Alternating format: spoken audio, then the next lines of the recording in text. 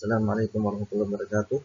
Baik, saya ingin mempresentasikan tugas UTS PPT Matkul Usul Fikih yang berjudul Sejarah Perkembangan Usul Fikih. Pada dasarnya, sejarah usul fikih itu terbagi menjadi dua periode ya pada intinya. Yang pertama, periode sebelum dibukukan, yaitu pada masa Nabi Muhammad SAW, pada masa sahabat, pada masa tabi'in, dan pada masa Imam Mujtahid sebelum Imam Syafi'i. Kemudian periode kedua yaitu ketika dibukukan. Nah, dibukukan itu pada masa Imam Syafi'i. Nah, langsung saja saya ingin membahas secara detail terkait sejarah perkembangan usul fikih. Ya, ada 5 poin. Yang pertama, usul fikih pada masa Nabi Muhammad SAW. Yang kedua, usul fikih pada masa sahabat. Yang ketiga, usul fikih pada masa tabi'in dan tabi'ut tabi'in. Yang keempat, usul fikih pada masa kodifikasi atau pada masa pembukuan. Kelima, usul fikih pada masa perkembangan dan penyempurnaan. Baik, yang pertama usul fikih pada masa Nabi Muhammad SAW itu terjadi pada tahun 610 sampai 632 Masehi. Pada masa Nabi Muhammad SAW belum ada ilmu usul fikih dan dalam bentuk sistematis. Jadi terkait hukum itu ditetapkan langsung melalui wahyu Al-Quran dan penjelasan langsung dari Nabi Muhammad SAW. Maka pada zaman Nabi itu tidak ada kaidah-kaidah usul fikih karena waktu itu Nabi langsung sebagai penjelas dan sebagai penerima wahyunya langsung. Nah, jika tidak ada wahyu, Nabi melakukan ijtihad yang kemudian mendapat konfirmasi dari Allah Subhanahu wa taala.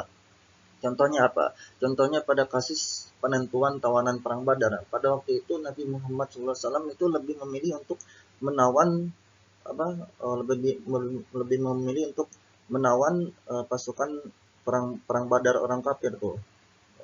Tetapi Allah langsung menegurnya gitu dengan turun wahyu pada yaitu surat Al-Anfal ayat 66 sampai 67. Maka yang bunyinya maka min nabiyin ayyakuna lahu asra tayskhina fil ard turidun arad dunya wallahu yuridul akhirah wallahu azizun hakim laula kitabun minallah sabaqa lamassakum fima akhadtum adzabun azim. Nah, yang artinya sekarang Allah telah merintahkan kamu karena dia mengetahui bahwa ada kelemahan pada maka jika bukan ayat 67 sampai 68. Tidaklah pantas bagi seorang nabi mempunyai tawanan sebelum dia dapat melumpuhkan musuhnya di bumi. Kamu menghendaki harta benda duniawi sedangkan Allah menghendaki pahala akhirat untukmu. Allah Maha Perkasa, Maha Bijaksana. Sekiranya tidak ada ketetapan terdahulu dari Allah, niscaya kamu ditimpa siksa yang besar karena tebusan yang kamu stabil. Nah, begitu. Kemudian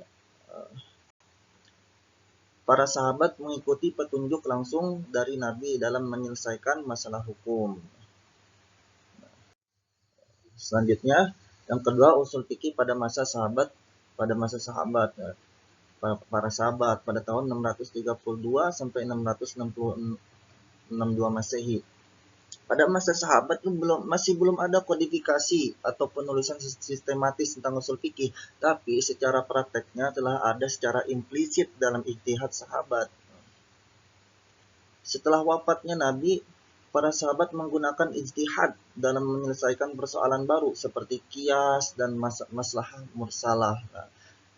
Para sahabat merumuskan metode istinbat dalam penetapan hukum dilakukan dengan berpegang pada Al-Quran, Sunnah, dan Ijma'. Ya, tentu semuanya tidak terlepas dari Al-Quran dan Sunnah. Contoh sahabat yang berijtihad menggunakan pertimbangan maslahat atau yang disebut dengan maslahat mursalah dalam usul fikih. Contohnya Umar bin Khattab. Umar bin Khattab itu tidak memberlakukan hukuman potong tangan pada orang yang mencuri karena lapar ya. Beda halnya dengan para koruptor yang dia mencuri uang rakyat karena rakus. Tapi beda konteksnya dengan orang yang mencuri karena lapar. Kemudian Ali bin Abi Thalib menyamakan hukuman orang mabuk dengan hukuman qadzaf. Nah, qadzaf itu apa? Qadzaf itu menuduh orang berzina. Kenapa dalam ijtihadnya Ali bin Abi Thalib itu menyamakan hukuman orang yang mabuk dengan qadzaf? Nah, karena menurut ijtihad beliau, orang mabuk itu akalnya itu tidak sadar, nah, sehingga orang mabuk itu begitu mudahnya untuk bisa jadi begitu mudahnya untuk menuduh memfitnah orang berzina karena akalnya tidak sadar, sehingga Ali bin Abi Thalib menyamakan hukuman tersebut, yaitu hukumannya apa? 80 cambuk. Nah, dan pada zaman sahabat itu sudah bermunculan pusat-pusat ilmu seiring berkembangnya Islam. Nah, Islam keluar dari negeri Arab, nah, udah berkembang seperti di Kufah, Madinah, dan Syam. Nah, juga pada zaman sahabat itu menjadi rujukan dalam pengembangan ilmu usul fikih pada generasi berikutnya. Dan yang ketiga, usul fikih pada masa tabi'in dan tabi'ut tabi'in bertahun 661 sampai 750 Masehi. Nah, pada masa itu masih belum ada kodifikasi khusus tentang usul fikih, tapi ilmu-ilmu keislaman mulai dicatat dan disusun, termasuk hadis dan fikih. Nah, walaupun ilmu usul fikihnya belum dikodifikasi, tapi hadis dan fikih itu sudah tercatat pada waktu itu. Dan munculnya permasalahan baru yang belum terjadi pada masa Nabi SAW. Nah, kemudian munculnya dua corak pemikiran. Nah, ini yang menarik. Munculnya dua corak pemikiran. Yang pertama Madrasah Hijaz. Madrasah Hijaz itu yang berpusat di Madinah tentunya. Madrasah Irak yang berpusat di Kufah. Madrasah Hijaz itu dia lebih menekankan pada riwayat hadis yang dipelopori oleh Sa'id bin Musayyab. Sedangkan Madrasah Irak itu lebih mengembangkan akal atau logika dalam ijtihad yang dipelopori oleh Ibrahim An-Nakhai. Jadi pada waktu masa tabi'in itu dua corak pemikiran ini saling berselisih antara madrasah hadis dan madrasah ra'yu. Apa yang menyebabkan perbedaan dari kedua corak pemikiran ini? Yang pertama madrasah ra'yu, yaitu madrasah Irak, karena pada waktu itu di Irak itu sangat sangat sedikit sekali hadis bisa masuk ke sana. Sangat sedikit sekali hadis bisa masuk ke sana, sehingga tersebarlah hadis-hadis palsu di Irak. Nah, kemudian di sisi lain mulai munculnya permasalahan baru pada negeri itu. Nah, sehingga dalam metode ijtihad lebih mengedepankan ra'yu itu. Sedangkan Madrasah Hijaz pada waktu itu sedikit sekali permasalahan yang sana, hampir tidak ada permasalahan. Jadi maka Madrasah Hijaz itu lebih mengedepankan hadis ketimbang ra'yu. Nah, jadi faktor perbedaan di situ karena dari dua sisi keadaan yang berbeda.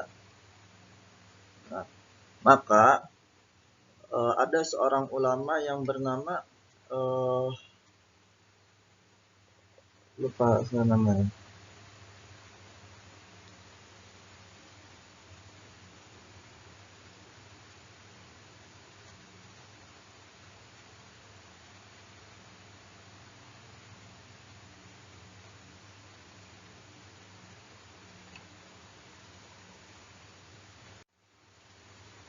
Nah, sehingga karena ada perselisihan dari dua corak pemikiran ini, ada salah satu ulama yang bernama Imam Abdurrahman bin Mahdi, ya, mengambil sikap.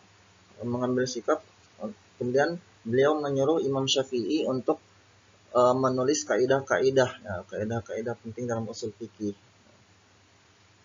Nah, itu nanti dibahas. Dan pada masa tabi'in dan tabi'ut tabi'in menjadi dasar penting bagi kodifikasi usul fikih pada masa selanjutnya, terutama berpengaruh banget untuk Imam Syafi'i. Nah, dan yang keempat, usul fikih pada masa kodifikasi tadwin, ya. Abad ke 2 sampai 3 Hijriah atau 8 sampai 9 Masehi. Nah, baru pada zaman ini penulisan ilmu usul fikih secara sistematis sudah dimulai. Kemudian munculnya kitab usul fikih pertama, yaitu kitab Ar-Risalah yang ditulis oleh Imam Syafi'i, merupakan pelopor utama dengan karyanya sebagai awal tonggak ilmu usul fikih. Namun ada sebuah riwayat Ada yang mengatakan pertama kali yang menulis, yang menghimpun kaedah-kaedah usul itu bernama Abu Yusuf. Beliau bermadzhab Hanafi, juga sekaligus muridnya dari Imam Abu Hanifah. Namun qadarullah, karya beliau tidak sampai ke tangan kita. Akan tapi ya, dan juga karya beliau, karya penjelasan beliau belum sampai ke sistematis. Akan tapi karya Imam Syafi'i itu qadarullah sampai ke tangan kita, dan juga penjelasannya sudah sistematis ya, yang ditulis oleh Imam Syafi'i. Dalam karya Imam Syafi'i menjelaskan dasar-dasar penetapan hukum seperti Al-Quran, Sunnah, Ijma, Qiyas, dan lainnya ya. Yang mana kita tentunya kita mengetahui ada 10 dalil dalam usul fikih, yang muttafaqnya ada 4, dan sisanya adalah mukhtalaf. Dan usul fikih berkembang menjadi dua pendekatan utama, yaitu pendekatan mutakallimin sama pendekatan fuqaha. Nah, pendekatan mutakalimin lebih ke teologis, lebih sistematis seperti dalam karya ulama Syafi'i dan Malikiyah. Pendekatan fuqaha lebih praktis seperti dalam mazhab Hanafi. Juga terkait karya-karya Imam Syafi'i, karya-karya mengenai usul fikih itu juga ada kitab beliau yang lain selain kitab Ar-Risalah, seperti uh, Jami'ul Ilmi, terus